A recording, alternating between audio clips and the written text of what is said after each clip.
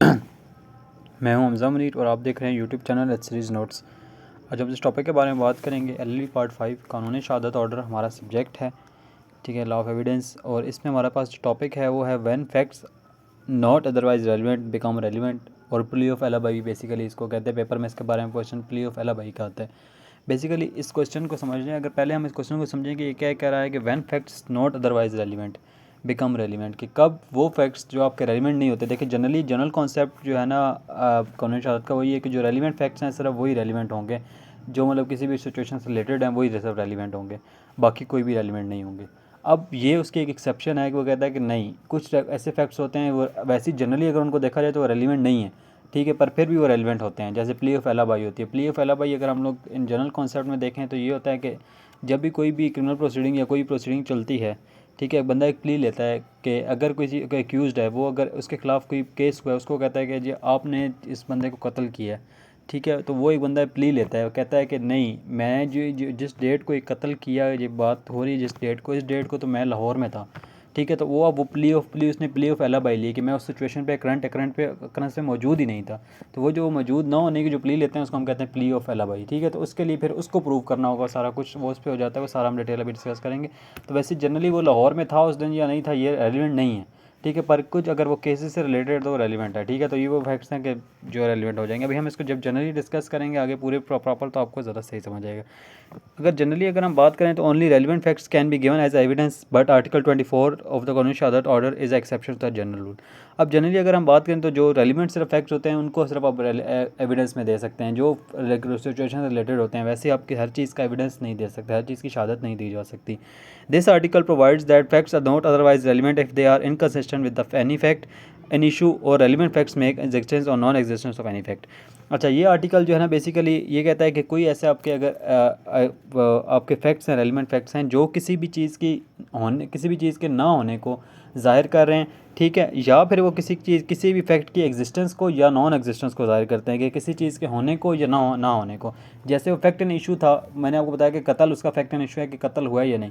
अब वो इनकन्सिस्टेंट बता रहा है कि नहीं, वो उस जगह पे मौजूद ही नहीं था। तो बेसिकली वो जो उस फैक्ट एंड इशू को इनकन्सिस्टेंट कर रहा है कि वो होने पॉसिबिलिटी आ जाती है कि उसने वो नहीं किया होगा, क्योंकि वो तो लाहौर में था उस टाइम पे, वो कैसे कर सकते हैं, ठीक है। This article is make all facts relevant. तो ये आर्टिकल कहता है कि जितने फैक्ट्स होते हैं आपके वो सारे रेलिवेंट होते हैं, ठीक है। तो ये अब हम इसको डिस्कस करेंगे। आर्टिकल 24 ऑफ द कानून शहादत जो है वो इसका डील करता है इससे प्ली ये जो आर्टिकल वाला आर्टिकल, अगर 24 की अगर हम बात करें तो 24 में ना दो चीज़ें उन्होंने बताई हैं। अब हम लोग डिस्कस करेंगे कि ये जो है ना when facts not otherwise relevant become relevant. सबसे पहले उन्होंने discuss facts other not otherwise relevant are if they are inconsistent with any fact in issue और रेलिवेंट फैक्ट, कि वो किसी fact in issue, basically fact in issue वो हमारा issue है जो बेसिकली जो कॉन्ट्रडिक्शन है दरमियान में कि कत्ल हुआ है या नहीं हुआ, उसको उसके साथ वो इनकंसिस्टेंट हो, या कोई अदर रेलिवेंट फैक्ट है तो उसके साथ कोई इनकंसिस्टेंट हो, ठीक है। अब वो अगर एक तरह का वो बताता है, वो बंदा कहता है कि यार कत्ल जो हुआ था मैं उस दिन लाहौर था, ठीक है। तो अब वो देखिए वो उसने फैक्ट एंड इशू को बता दिया कि फैक्ट एंड इशू के इनकंसिस्टेंट हो गए फैक्ट एंड इशू के साथ, कोई बंदा लाहौर था,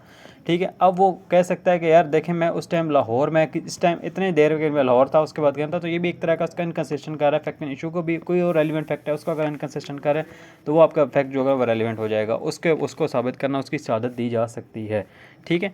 अच्छा, if by themselves or in connection with other facts they make the existence or no existence of any fact in issue और relevant fact highly probable or improbable. अच्छा, उनकी जो है ना उनका कनेक्शन जो है ना फैक्ट इन इशू के साथ या किसी भी रेलिवेंट फैक्ट के साथ ऐसा उनका कनेक्शन होना चाहिए कि वो उसकी एग्जिस्टेंस को या उसकी नॉन एग्जिस्टेंस को साबित कर रहे हो, ठीक है। तो वो जो फैक्ट्स होंगे वो आपके रेलिवेंट हो जाएंगे। बेसिकली डायरेक्ट रेलिवेंट है उसके क्या कह रहे हैं, cases that may arise in 24(1). अभी 24 जो 1 क्लॉज है उसके अंदर कौन कौन से आपके केसेस आ सकते हैं। प्ली ऑफ एलाबाई, सबसे पहले आप एलाबाई की जो प्ली होती है एल्सवेयर, कि आप मैं कहीं और था, ठीक है। No access of husband to prove इलिजिटिमेसी।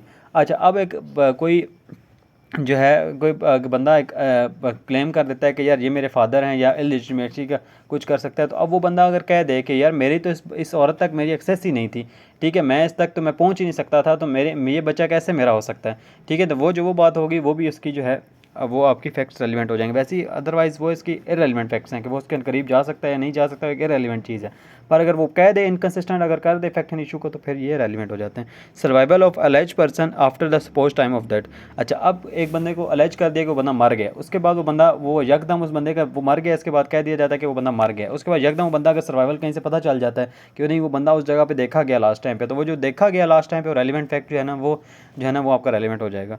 Doing of crime by third person. अब अच्छा, एक क्राइम मतलब एक ने कहा ए ने बी का कत्ल किया है, ठीक है। अब ये एक फैक्ट एंड इशू चल रहा था, पता चलता है कि नहीं जो कत्ल तो था वो तो सी ने किया था, ठीक है। तो अब वो जो सी का कत्ल है वो बेशक वो उसमें फैक्ट एंड इशू का मामला नहीं, पर वो फैक्ट एंड इशू को कंसिस्टेंट या इनकंसिस्टेंट कर रहा है, तो इस वजह से वो क्या करेंगे, वो वाला भी चीज़ रेलिवेंट हो जाएगी। Self इन्फ्लिक्शन of crime. अच्छा, अब ये जो है कि अब किसी कोई बंदा ये प्ली लेता है कि देखें ये मैंने इसको कुछ भी नहीं कहा, इसने खुद सेल्फ इन्फ्लिक्शन की है, खुद इसने किया, तो वो जो खुद करने वाला जो मामला होगा कि खुद इसने अपने अपना नुकसान पहुँचाया, तो वो जो खुद करने वाली चीज़ होगी उसको भी एक रेलिवेंट होगी, ठीक है। अब हम इसको बारी बारी देखें। What is plea of alibi. Basically plea of alibi के ऊपर डिटेल क्वेश्चन आता है पेपर में, तो उसके बाद जो है हम डिस्कस करते हैं। Plea of alibi is a form of defense through which when accused attempts to prove that he was in some other place at the time when the alleged offense was committed. Plea of alibi is a form of defence. Basically एक defence है जो accused बंदा जब कोई attempt करता है किसी भी प्रूव करने के लिए अपने किसी भी अकरेंस को कि वो उस टाइम पे वहाँ मौजूद ही नहीं था जिस टाइम अकरेंस हुई है, ठीक है, जब क्राइम कमिट हुआ है। Plea of alibi is a non conclusive proof, it must be corroborated with the evidence. अब ये प्ली ऑफ एलाबाई, अब ये आप ज़रा कह दें कि बस ठीक है जी मैं तो उस जगह में मौजूद ही नहीं था, तो ये सिर्फ काफ़ी नहीं है। आप अब जब आपने कह दिया कि मैं उस जगह में मौजूद नहीं था, मैं उस टाइम में लाहौर मौजूद था, तो आपका एविडेंस होना चाहिए कि आप लाहौर में किसके साथ थे, किस होटल में रहे, क्या हुआ होगा, वो सारा कुछ फिर आप पे आ जाएगा। वो जो एक्यूज बंदा होगा, वो जो दूसरा बंदा होगा, वो सॉरी एक्यूज होगा, उसने वो चीज़ें साबित करनी होंगी। पहले सारा कुछ काम प्रोसिक्यूशन ने साबित करना है, पर जब बात आप डिफेंस को ले लेंगे तो डिफेंस आपने साबित करना है फिर, ठीक है। मीनिंग अगर बात करें, alibi is a Latin word which means elsewhere and plea of alibi mean that accuse was not physically present at a time when the alleged offence was committed, ठीक है। तो ये इसका मतलब ये होता है कि जब अलेज्ड ऑफेंस किया गया तब तक वो वहाँ पे प्ली होती है, बेसिकली उसने नहीं था। Essentials of plea of alibi. Person who is taking the plea of alibi must be accuse of the offence. अब जो बंदा प्ली ऑफ एलिबाई ले रहा है वो एक्यूज होना चाहिए उस केस के अंदर। He must be plead that he would not present at the time of the commission of the, और ये कहे कि मैं उस टाइम जिस टाइम ऑफेंस हुआ उस टाइम मैं वहाँ पे नहीं था। Plea of alibi should not cover whole time of the alleged offence. अच्छा, प्ली ऑफ एलिबाई ये नहीं होनी चाहिए कि कोई होल टाइम जो ऑफेंस का वो नहीं कवर, कोई थोड़ा सा टाइम भी कवर कर सकती है प्ली ऑफ एलिबाई के। मतलब मैं अगर 9:10-15 पे अगर हुआ तो मैं 9 बजे तो मैं उधर था, तो मैं कैसे कत्ल कर सकता हूँ, ये भी हो सकता है, ठीक है। Plea of alibi may be raised by accused at earliest possible time. Plea of alibi आपने उसी वक्त दस्ती, आपने जैसी कोई केस आपकी फर्स्ट अपीयरेंस है कुछ भी है, तो आपने प्ली ऑफ एलिबाई ले लेनी कि मैं जी वहाँ पे नहीं था। जितना आप लेट लेंगे वो आपकी वीक हो जाएगी, ठीक है। Burden of proof will be on accused, और इसका जो बर्डन ऑफ प्रूफ होगा वो एक्यूज के ऊपर होगा। एग्जाम्पल अगर बात करें, the question is whether A committed crime, the circumstances are such that the crime must have been committed at Peshawar on certain day। और ये कहा गया है कि ए ने कमिट क्राइम किया या नहीं, और जो क्राइम है वो पेशावर में हुआ है, ठीक है। The fact that on the day A was in Lahore is relevant. तो अगर वो ये कह देता है, ये साबित कर देता है कि मैं लाहौर में था, तो वो रेलिवेंट फैक्ट है और वो एडमिट किया जाएगा, वो एविडेंस के तौर पे लिया जा सकता है। Nature of plea of alibi. Play of alibi का इट इज़ एडमिसिबल होनी चाहिए, ठीक है। इसकी जो रिक्वायरमेंट्स हैं इनको फुलफिल करना चाहिए जो हमने ऊपर देखी हैं। It is conclusive with corroborative evidence. अगर उसको एविडेंस के साथ अगर दिया जाए तो फिर corroborative है। corroborative का मतलब ये होता है कि वो फिर मानी जाएगी एविडेंस के तौर पे और उसको साबित किया, उसको एक कंसीडर किया जाएगा जब भी कोई भी उसके प्ली ऑफ, बेसिकली कोई भी सजा देने से पहले उसको देखा जाएगा। क्वांटम ऑफ प्रूफ की अगर हम बात करें तो क्वांटम ऑफ प्रूफ ये vary from case to case. अब क्वांटम ऑफ प्रूफ जो है ना कि किसने प्रूव करना है, ये बेसिकली केस टू केस जो है ना वेरी करता रहता है। Some time accused need not strictly to prove the this plea meaning thereby raising of the reasonable doubt in the mind, but it in more case accused have to give a conclusive proof। अच्छा, अब कुछ ऐसे cases होते हैं ना, nature of the case पे depend करते हैं। कुछ ऐसे केसेस होते हैं वहाँ पे सिर्फ इतनी सी प्ली ले ली अगर जाए ना कि मैं मतलब वहाँ पे था, और कुछ अगर कर दे दिया जाए तो वो एक तरह का कंक्लूसिव एविडेंस बन जाता है, ठीक है, उसमें इतना मसला नहीं होता। कुछ हेरनेस किस्म के केसेस होते हैं, उसमें जो है ना पूरा प्रॉपरली जो है ना एक्यूज ने साबित करनी होती है चीज़ कि वो कहाँ पे था, क्यों था, कैसे था, किस टाइम था, उसके बाद पूरी उसे कंक्लूसिव प्रूफ एक देना पड़ता है, ठीक है। उसके बाद ये प्ली उसकी मानी जाएगी। Application of plea of alibi. The plea of alibi criminal cases में सिर्फ अप्लाई होती है, ये बेसिकली सिविल केसेस में नहीं होती है, क्रिमिनल केसेस में होती है। बर्डन ऑफ प्रूफ की अगर बात करें, आर्टिकल 199 ऑफ द कॉन्स्टिट्यूशन शहादत states that the burden of proof will be on the person who is taking the plea of alibi. जो बंदा ले रहा है उसके ऊपर होगी। एविडेंशियरी वैल्यू अगर हम बात करें, although plea of alibi is not a conclusive proof but F the same is proof दो through some reliable evidence, if the accused is able to establish a plea of alibi he will be entitled to acquit। अगर उसने establish कर ली plea of alibi तो acquittal के लिए वो equity कर दिया जाएगा, उसको सज़ा नहीं होगी। अब हमने एक पहले डिस्कस किया, जो हमने पहले वो 5 चीज़ें डिस्कस की थी, नॉन एक्सेस ऑफ हस्बैंड और सारा कुछ। अब पहले हमने बात की प्ली ऑफ एलाबाई। ये प्ली ऑफ एलाबाई इसका एक पार्ट है, इस क्वेश्चन का एक पार्ट है, ठीक है। उसके बाद अब दूसरा जो पार्ट आ रहा है वो हमारे पास आ रहा है नो एक्सेस ऑफ हस्बैंड। अच्छा, the fact in issue whether A is legitimate son of B. अब फैक्ट इन इशू क्या है कि ए जो है वो बी का लेजिटिमेट चाइल्ड है या नहीं। The fact that B has no access to the mother of the A for 270 days before the birth of the A is inconsistent with the fact that A is legitimate child of the B, hence it admissible under this article. अच्छा, अब ये question ये है कि ए क्या जो है ना बी का जायज़ बच्चा है या नहीं, ठीक है। अब ये क्वेश्चन है। अब फैक्ट अगर वो देखता है, वो देखा जाता है कि यार जो एक्सेस है ना वो 270 डेज़ तक तो जो बी की मदर है, ठीक है, सॉरी, जो ए की मदर है उस तक बी की एक्सेस ही नहीं है 270 डेज़ तक। तो लास्ट अगर एक्सेस देखी जाए तो नहीं है, तो फिर अब वो एक फैक्ट रेलिवेंट है, आपके पास रेलिवेंट फैक्ट है और वो एडमिसिबल होगा, उसमें एक्विटल हो सकती है, ठीक है। अच्छा, अब अगर हम बात करें survival of the alleged deceased. अब the survival of the alleged deceased person after taking the time after time of the death is relevant even though it is inconsistent with the fact and issue. अच्छा, अब किसी बंदे को आपने allege कर दिया, को बंदा मर गया, बाद में बंदा अगर कहीं से मिला जिंदा, कहीं से देखा जाता है, तो वो फैक्ट आपका रेलिवेंट हो जाएगा। ए charge with the murder of be on 31 दिसंबर 2021। ए ने मर्डर के या बी का चार्ज उसको लग गया कि जी 31 दिसंबर 2021 को। The evidence prove that the B was alive on 31 दिसंबर 2021। अच्छा, एक एविडेंस मिलता है जिसमें लिखा है कि जी 31 दिसंबर को जो वो जिंदा था। And also he was seen a new year party on a certain place of the 1 जनवरी 2000, और उसको 1 जनवरी 2022 को भी जो है ना एक पार्टी में देखा गया है, न्यू ईयर की पार्टी में, ठीक है। अब उसको चार्ज किसका हुआ था कि उसने 31 दिसंबर को उसको मार दिया, ठीक है। These facts are relevant even though they are not directly connected with the murder of the B. ये कनेक्टेड नहीं है मर्डर ऑफ द बी के साथ, फिर भी ये क्योंकि ये इनकंसिस्टेंट फैक्ट एंड इशू के साथ, इस वजह से इसको जो है ना ये एक रेलिवेंट फैक्ट्स हमारे पास। Commission of the crime by third person where the person is charge with the offence he may prove that allege offence was committed by other person. तो अगर वो ये प्रूव कर देता है कि मैंने तो ये ऑफेंस नहीं किया, किसी और ने ऑफेंस कमिट किया, जैसे मैंने ए और बी की आपको एग्जांपल दी थी कि नहीं सी ने कत्ल किया, तो वो अगर प्रूव कर देता है तो A charge with the murder of B, A leads evidence to prove that B was murder by C, तो वो एविडेंस दे देता है कि जो मर्डर जो है वो तो सी ने किया है, तो ये जो इफेक्ट होगा ये भी आपका रेलिवेंट होगा। Self infliction harm. अच्छा, the self infliction harm is alleged is relevant though it is inconsistent with the fact and issue. तो अब सेल्फ इन्फ्लिक्शन की अगर आप उसको साबित कर देते हैं कि जी इसने अपने आप को खुद नुकसान पहुंचाया है, ठीक है। A is charge with the mother of the B, A leads evidence to prove that committed suicide. अब ए ने बता मर्डर उसको किया, बी जो है वो साबित कर देता है कि नहीं इसने जो है ना कत्ल की, इसने जो सुसाइड की है, ठीक है। तो ये रेलिवेंट फैक्ट्स हैं। अच्छा, अब हमने वो बात की थी 24(1) की, अभी तक हमने ये वाली बातें की थी कि 24(1) में कौन कौन सी चीज़ें आती हैं। केसेस विच में अराइज इन 24(2), 24 क्लॉज 2 में कौन कौन सी चीज़ें कानूनी शहादत के वो आती हैं। क्लॉज 2 का कानूनी शहादत order states that the fact is relevant when itself is connection with the other facts makes its existence or non-existence of the fact and issue or relevant fact is highly probable or non-probable।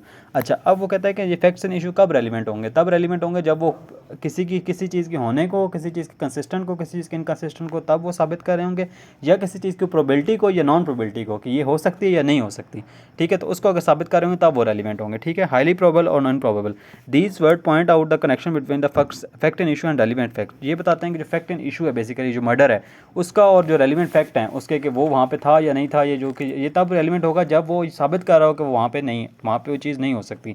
देखिए, अगर एक murder उन्होंने कहा कि जी murder हुआ है 9:03 पे, ठीक है, एक वो FIR हुई कि 9:03 पे मर्डर हुआ है। अब जो देखा जाता है वो जो प्रूव कर रहा है वो कह रहा है कि जी मैं जो है ना 2 मिनट के ऊपर मैं 9 बज के मैं लाहौर में मेरी एक एंट्रेंस हो रही है, मेरी एक होटल में मेरी ये देखिए मेरी इंटरेस्ट है, तो मैं एक मर्डर कैसे कर सकता हूँ, ठीक है। तो ये जो ये बात होगी कि, और ये कंसिस्टेंट है इस चीज़ से कि वो इनकंसिस्टेंट कर रही है कि ये हो ही नहीं सकता कि 9 बज के अगर 2 मिनट पे वहाँ पे तो 9:03 पे यहाँ पे कत्ल कर देगा। तो ये तब हाईली प्रोबेबिलिटी इसकी यही है कि इसने कत्ल नहीं किया। तो जब ये हाईली प्रोबेबिलिटी होगी किसी चीज़ की, किसी रेलिवेंट फैक्ट एंड इशू के साथ, तब वो रेलिवेंट होगा। एंड पॉसिबिलिटी ऑफ अकरेंस और नॉन एग्जिस्टेंस है, ठीक है। एग्जाम्पल अगर बात ए with the charge with arms act, ठीक है, ए को चार्ज किया गया आर्म्स एक्ट के अंदर, ठीक है। The fact that A accused was seeing showing revolver to the companion will be the relevant as making fact and issue possession of revolver highly probable.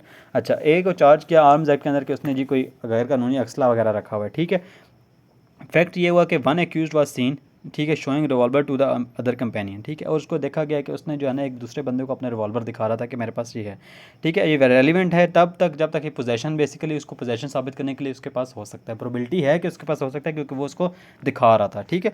Bad character, अब ये दूसरी जो बात है कि बैड करेक्टर इसमें कैसे रेलिवेंट हो जाता है। Evidence is of bad character of the accused is irrelevant under section article 68 of the कानूनी शहादत order, but the character of the accused can be under the article on the ground that the bad character makes highly committed offence. अच्छा, अब वैसे bad character तो इतना relevant नहीं होता किन केसेस के अंदर, पर ये होता है कि अब ये इस आर्टिकल के अंदर आप उसको फॉल करवा भी सकते हैं कि देखिए अगर इसने पहले ऐसे हैबिचुअल ऑफेंडर है, बार बार ऐसे ऑफेंसेस कर रहा है, तो हो सकता है कि इसने ये प्रोबेबिलिटी है कि इसने ये ऑफेंस किया हो, तो वो आप पिछली एफआईआर उसकी कुछ ना कुछ आप उसका दे के एविडेंस करा सकते हैं कि देखिए ये पिछली एफआईआर्स भी हैं इसके ऊपर, तो वो रेलिवेंट हो जाएंगी चीज़ें कि यार उसका हो सकता है।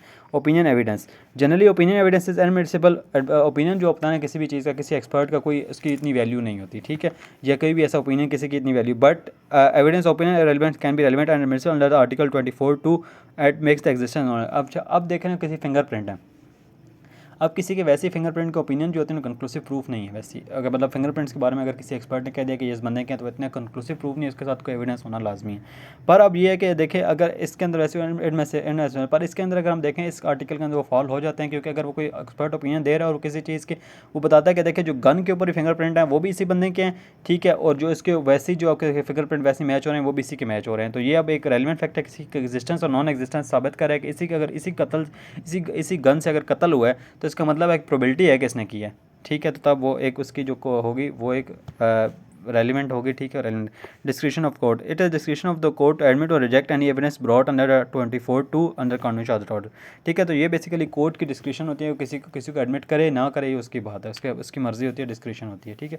तो ये हमने डिस्कस किया कि कौन से फैक्ट्स कब जो फैक्ट्स होते हैं वह वैसे ही जनरली रेलिवेंट नहीं होते, पर कुछ सिचुएशंस में उनको रेलिवेंट कर दिया जाता है, ठीक है। तो ये हमने पूरा प्रॉपरली प्ली ऑफ एलाबाई को भी डिस्कस किया, बाकी इसके जो सर्कमस्टांसेस उनको भी डिस्कस किया। Thank you very much.